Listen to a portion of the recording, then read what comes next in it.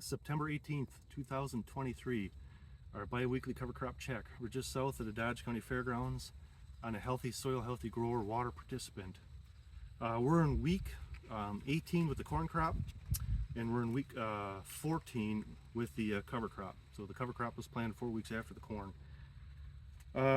This is an ear that was broken open 23 by, 32 or 34 by 18. We're at half milk line, between a quarter and half milk line. That's where we're at for maturity wise. We'll get into the cover crops. So we're on week 14 with the cover crops.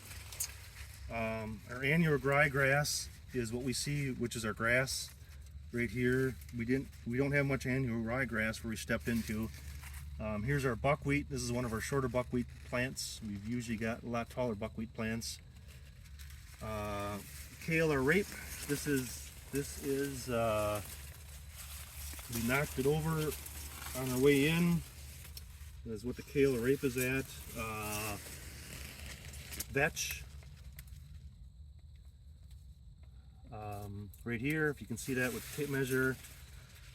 Flax is, let me move this. That's what we got going on for flax.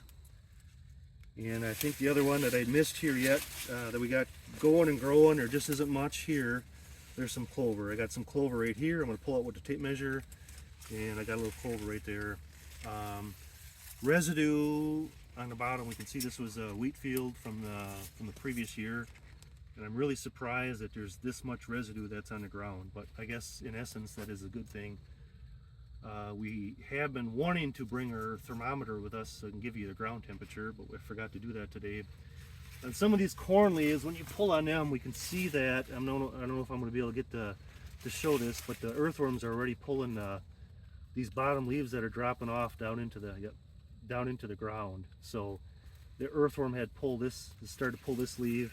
Same thing probably with this. So the earthworms are pulling these bottom leaves that are dropping off down into the ground already. So even with all this residue that's here on the ground, our earthworms are taking more plants and trying to pull them into the ground and get them to use for the crop. So anyways, I'll step to the side and we'll take a peek down the corn row. You can see how green it is and what's going on and how it looks down the corn row.